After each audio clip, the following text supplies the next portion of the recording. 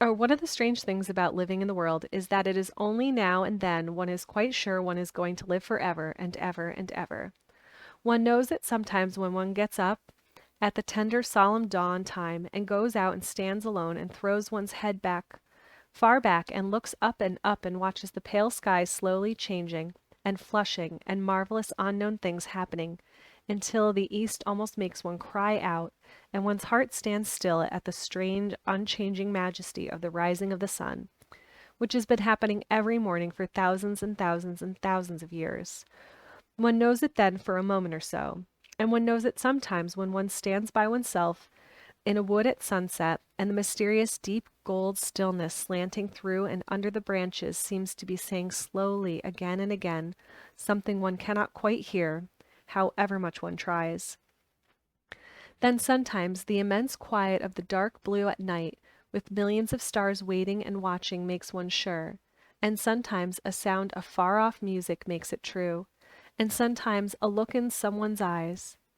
And it was like that with Colin when he first saw and heard and felt the springtime inside the four high walls of a hidden garden. That afternoon the whole world seemed to devote itself to being perfect and radiantly beautiful and kind to one boy. Perhaps out of pure heavenly goodness, the spring came and crowded everything it possibly could into that one place. More than once Dickon paused in what he was doing and stood still with a sort of growing wonder in his eyes, shaking his head softly. It is greatly," he said. "I'm 12 going on 13, and there's a lot of afternoons in 13 years, but seems to me like I never seed one as greaty as this air." "Aye, it is a greatly one," said Mary, and she sighed for mere joy. "I'll warrant it's the greatliest one as ever was in this world." "Dost thou think," said Colin, with a dreamy carefulness, "as happens it was made like this air all a purpose for me?" "My word," cried Mary admiringly, "that there's a bit of good Yorkshire. Thou'rt shapen first rate, thou'rt." "Leaf anywhere," Colin went on, and delightfully reigned. They drew the chair under the plum tree, which was snow white with blossoms and musical with bees. It was like a king's canopy, a fairy king's. There were flowering cherry trees near the apple trees, whose buds were pink and white, and here and there one had burst open wide. Between the blossoming branches of the canopy, bits of blue sky looked down like wonderful eyes. Mary and Dickon worked a little here and there, and Colin watched them. They brought him things to look at, buds which were opening, buds which were tightly closed, bits of twigs whose leaves were just showing green, the feather of a woodpecker which had dropped on the grass, the empty shell of some bird early hatched. Dickon pushed the chair slowly round and round the garden, stopping every other moment to let him look at wondered springtime out of the earth, or trailing down the trees. It was like being taken in state round the country of a magic king and queen and shown all the mysterious riches it contained. "I wonder if we shall see the robin," said Colin. "Thou'lt see him often enough enow after a bit," answered Dickon. "When the eggs hatches, the little chaps he'll be kept so busy he'll make his head swim. Thou'll see him flying backward and forward carrying worms nigh as big as himself, and that goes noise going on in the nest when he gets there, as fair flusters him, so as he scarce knows which big mouth to drop the first piece in, and gaping beaks and squawks on every side. Mother says as when she sees the work a robin has to keep them gaping beaks filled, she feels like she was a lady with nothing to do. She says she's seen the little chaps when it seems like the sweat must be dripping off 'em, though folks can't see it." This made them giggle so delightedly that they were obliged to cover their mouths with their hands, remembering that they must not be heard. Colin had been instructed as to the law of whispers and low voices several days before. He liked the mysteriousness of it, and did his best, but in the midst of excited enjoyment it is rather difficult never to laugh above a whisper. Every moment of the afternoon was full of new things, and every hour the sunshine grew more golden. The wheeled chair had been drawn back under the canopy, and Dickon had sat down on the grass, and had just drawn out his pipe when Colin saw something he had not had time to notice before. "That's a very old tree over there, isn't it?" said Mary. Dickon looked across the grass at the tree, and Mary looked, and there was a brief moment of stillness. Oh, there's a fly in here. Ugh. Yes, answered Dickon, after it, and his low voice had a very gentle sound. Mary gazed at the tree and thought, the branches are quite gray, and there's not a single leaf anywhere. Colin went on, it's quite dead, isn't it? I admitted Dickon, but them roses as climbed all over it will hide every bit of the dead wood when they're full of leaves and flowers. It won't look dead then. It'll be the prettiest of all. Mary still gazed at the tree and thought, it looks as if a big branch has been broken off, said Colin. I wonder how it was done.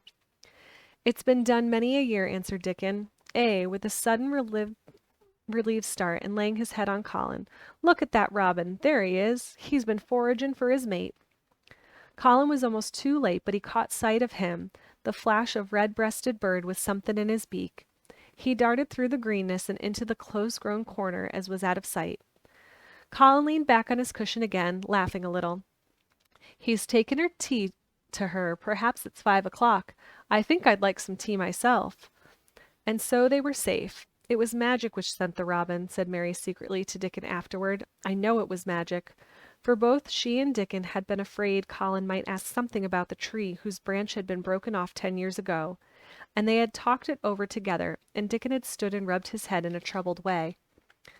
We mun look as if it wasn't no different from the other trees, he said. We could never tell him how it broke, poor lad. If he says anything about it, we mun try look cheerful. Aye, that we must, had answered Mary. But she had not felt as if she looked cheerful when she gazed at the tree. She wondered and wondered in those few moments if there was any reality in that other thing Dickon had said. He had gone on rubbing his rust-red hair in the puzzled way, but a nice comforted look had begun to grow in his blue eyes. Mrs. Craven was a very lovely young lady, he had gone on rather hesitatingly, and mother thinks she thinks maybe she's about Misselthwaite many a time lookin' after Mr. Colin, same as all mothers do when they're took out of the world. They have to come back, thou sees. Happen she's been in the garden, and happen it was her set us to work, and told us to bring him here. Mary thought he meant something about magic. She was a great believer in magic. Secretly she quite believed that Dickon worked magic. Of course good magic. On everything near him, and that was why people liked him so much, and wild creatures knew he was their friend. She wondered, indeed, if it were not possible that his gift had brought the robin just as the right moment when Colin asked that dangerous question. She felt that his magic was working all the afternoon and making Colin look like an entirely different boy. It did not seem possible that he could be the crazy creature who had screamed and beaten and bitten his pillow. Even his ivory whiteness seemed to change. The faint glow of color which had shone on his face and neck and hands when he first got inside the garden really never quite died away. He looked as if he were made of flesh instead of ivory or wax. They saw the robin carry food to his mate 2 or 3 times, and it was so suggestive of afternoon tea that Colin felt they must have some. Go and make one of the men servants bring some in a basket to the rhododendron walk, he said, and then you and Dickon can bring it here. It was an agreeable idea, easily carried out, and when the white cloth was spread upon the grass, with hot tea and buttered toast and crumpets, a delightfully hungry meal was eaten, and several birds on domestic errands paused to inquire what was going on, and were led into investigating crumbs with great activity. Nut and Shell whisked up trees with pieces of cake, and Soot took the entire half of a buttered crumpet into a corner, and pecked at and examined and turned it over and made hoarse remarks about it until he decided to swallow it all joyfully in one gulp. The afternoon was dragging toward its mellow hour, and the sun was deepening the gold of its lances.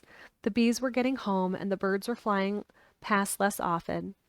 Dickon and Mary were sitting on the grass. The tea basket was repacked, ready to be taken back to the house, and Colin was lying against his cushions with his heavy locks pushed back from his forehead, and his face looking quite a natural color.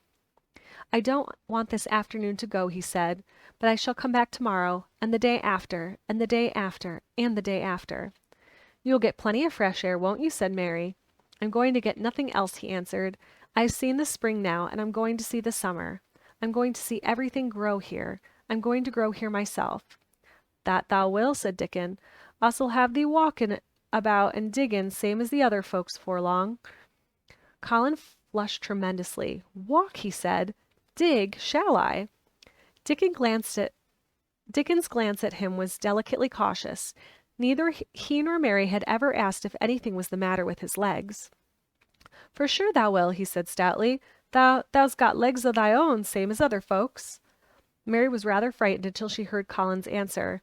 "Nothing really ails them," he said, "but they are so thin and weak. They shake so that I'm afraid to try and stand on them." Both Mary and Dickon drew a relieved breath. "When thou stops being afraid, thou'lt stand on 'em," Dickon said, with renewed cheer, "and thou'lt stop being afraid in a bit." "I shall," said Colin, and he lay still as if he were wondering about things. They were really very quiet for a little while. The sun was dropping lower. It was that hour when everything stills itself, and they really had had a busy and exciting afternoon. Colin looked as if he were resting luxuriously. Even the creatures had ceased moving about and had drawn together and were resting near them. Soot had perched on a low branch and drawn up one leg and dropped the gray film drowsily over his eyes. Mary privately thought he looked as if he might snore in a minute. In the midst of his stillness, it was rather startling when Colin half lifted his head and exclaimed in a loud, sudden, alarmed voice, "Who is that man?" Dickon and Mary scrambled to their feet. "Man?" they both cried in low, quick voices. Colin pointed to the high wall. "Look," he whispered excitedly, "just look." Mary and Dickon wheeled about and looked. There was Ben Weatherstaff's indignant face glaring at them over the wall from the top of the ladder. He actually shook his fist at Mary. "If I wasn't Beckelder, and thou wasn't a wench o' mine," he cried, "I'd give thee a hidin'." He mounted another step threateningly, as if it were his energetic intention to jump down and deal with her. But as she came toward him, he evidently thought better of it, and stood at the top of the ladder, shaking his fist down at her. "I never thought much of thee," he harangued. "I couldn't abide thee the first time I set eyes on thee, a scrawny, buttermilk-faced young besom, alas asking questions and poking thou knows where it wasn't wanted. I never knowed how thou got so thick with thee. If it hadn't been for the robin, drat him!" "Ben Weatherstaff," called out Mary, finding her breath. She stood below him and called up to him with a sort of gasp. "Ben Weatherstaff, it was the robin who showed me the way." Then it did seem as if Ben really would scramble down on her side of the wall, he was so outraged. "Thou young badin'," he called down at her, "lying thou badness on a robin. Not but what his impident enow for now. He's showing thee the way. Him, eh? The young nowt." She could see his next words burst out because he was overpowered by a curiosity. "However I this world did thou get in?" "It was the robin who showed me the way," she protested obstinately. "He didn't know he was doing it, but he did. And I can tell you from here while you're shaking your fist at me." He stopped shaking his fist very suddenly at that very moment, and his jaw actually dropped as he stared over her head at something he saw coming over the grass toward him. At the first sound of his torrent of words, Colin had been so surprised that he had only sat up and listened as if he were spellbound. But in the midst of it he had recovered himself and beckoned imperiously to Dickon. "Wheel me over there," he commanded. "Wheel me quite close and stop right in front of him."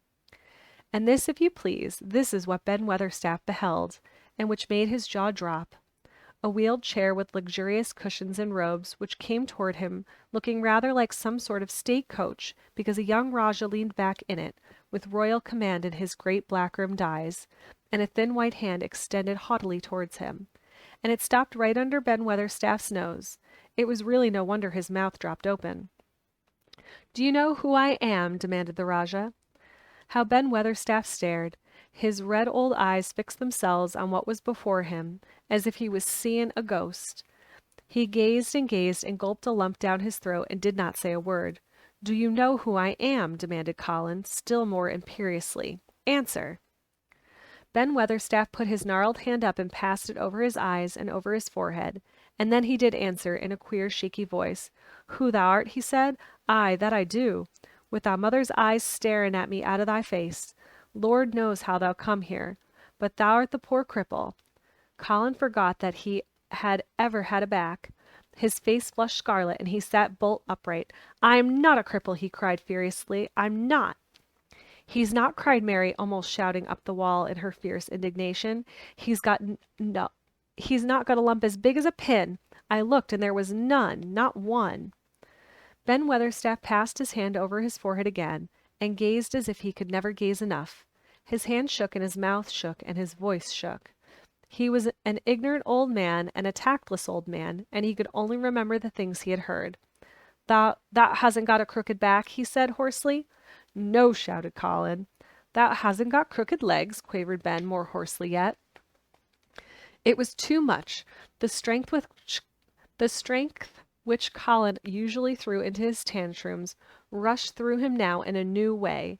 Never yet had he been accused of crooked legs, even in whispers, and the perfectly simple belief in their existence, which was revealed by Ben Weatherstaff's voice, was more than Rajah flesh and blood could endure. His anger and insulted pride made him forget everything but this one moment, and filled him with a power he had never known before, an almost unnatural strength. "Come here," he shouted to Dickon, and he actually began to tear the coverings off his lower limbs and entangle himself. Come here this minute." Dickon was by his side in a second. Mary caught her breath in a short gasp, and felt herself turn pale. "He can do it, he can do it, he can do it, he can," she gabbled over to herself under her breath as fast as ever she could. There was a brief, fierce scramble. The rugs were tossed on the ground. Dickon held Colin's arm. The thin legs were out, and the thin feet were on the grass. Colin stood standing upright, as narrow as an arrow, and looking strangely tall, his head thrown back and his strange eyes flashing lightning. "Look at me," he flung up at Ben Weatherstaff. "Just look at me, you. Look at me." "He's as straight as I am," cried Dickon.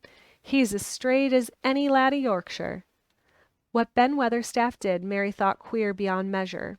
He choked and gulped, and suddenly tears ran down his weathered, wrinkled cheeks as he struck his old hands together. "Eh," he burst forth, "the lies folks tells. Thou'rt as thin as a lath and as white as a wraith, but there's not a knob on thee. Thou'll make a mon yet. God bless thee."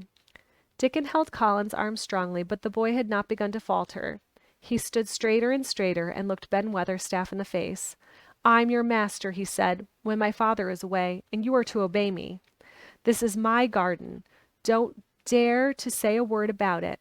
You get down from that ladder and go out the long walk, and Miss Mary will meet you and bring you here. I want to talk to you. We did not want you, but now you will have to be in the secret. Be quick." Ben Weatherstaff's crabbed old face was still wet with that one queer flush of tears. It seemed as if he could not take his eyes from thin, straight Colin standing on his feet and with his head thrown back. "Eh, lad," he almost whispered. "Eh, my lad." And then, remembering himself, he suddenly touched his hat gardener's fashion and said, "Yes, sir, and obediently disappeared as he descended the ladder.